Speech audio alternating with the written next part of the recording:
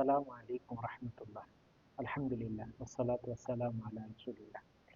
আপনারা পত্রিকায় সম্প্রতি একটি সংবাদ হয়তোবা দেখে থাকবেন যে সব শিক্ষা প্রতিষ্ঠানে মেডিটেশন শেখাবে কোয়ান্টাম ফাউন্ডেশন নির্দেশনা মাধ্যমিক ও উচ্চশিক্ষা অধিদপ্তরের। এই সংবাদটি হয়তোবা আপনারা অনেকেই দেখে থাকবেন। কোয়ান্টাম ফাউন্ডেশন অর্থাৎ কোয়ান্টাম মেথড অর্থাৎ মেডিটেশন তারা শেখাবে।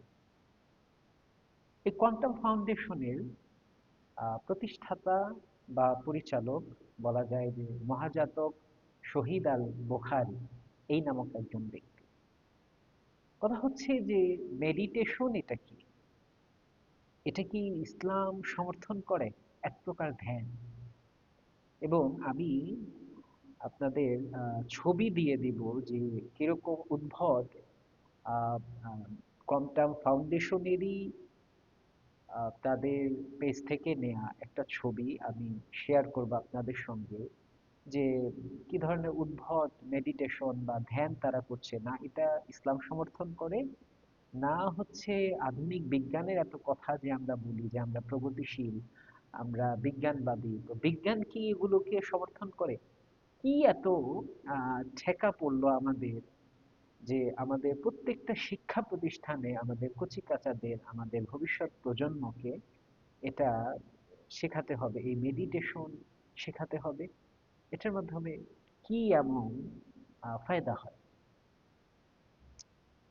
আমরা জানি যে অন্তরের প্রশান্তি যদি আমরা চাই, তাহলে আল্লাহ তাআলা কোরআনে যেমন বলেছেন, আলা বিযিকরিল্লাহি তাতমাইন্নুল কুলুব, যে জেনে রাখো আল্লাহর জিকিরের মাধ্যমেই অন্তরগুলো প্রশান্ত হয়, সালাতের মাধ্যমে অন্তর প্রশান্ত হয়, কোরআন তেলাওয়াতের মাধ্যমে অন্তর প্রশান্ত হয়। তাহলে এই মেডিটেশনটা কোথা থেকে আসলো? না এটাকে ইসলাম সমর্থন করে, না এটাকে আমাদের বিজ্ঞান এটাকে সমর্থন করে।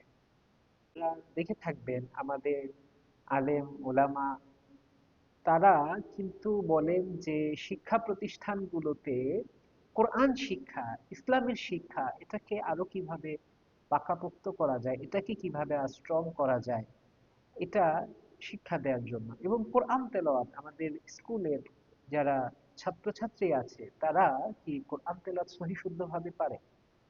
অন্তত যে কয়টা সূরা সালাত আদায় করার জন্য জানা আবশ্যক, না জানলেই নয়, সে কয়টা সূরাও কি তারা সহি শুদ্ধভাবে পারে?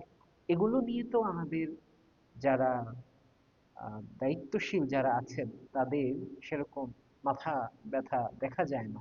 ধর্মীয় শিক্ষা, নৈতিক শিক্ষা এগুলো নিয়ে মাথা ব্যথা দেখা যায় না। কিছুদিন পর পরই তারা আহ শরীফ শরীফা এগুলো, এরপরে মেডিটেশন এগুলো তারা নিয়ে আসে, আমদানি করে। কাদের কথাই করে আল্লাহ রব্বুল আলামিনই ভালো জানেন। আমরা আশা করি যে তাদের সুমতি হোক, আল্লাহ আমাদের সবাইকে হেদায়েত দান করুন। এবং এই যে মেডিটেশন, এই ধ্যান, এই ব্যাপারটির প্রতিবাদ প্রত্যেকটা মুসলিমের করা উচিত। আমরা এই বলে শেষ করছি। আসসালামু আলাইকুম ওয়া রাহমাতুল্লাহ।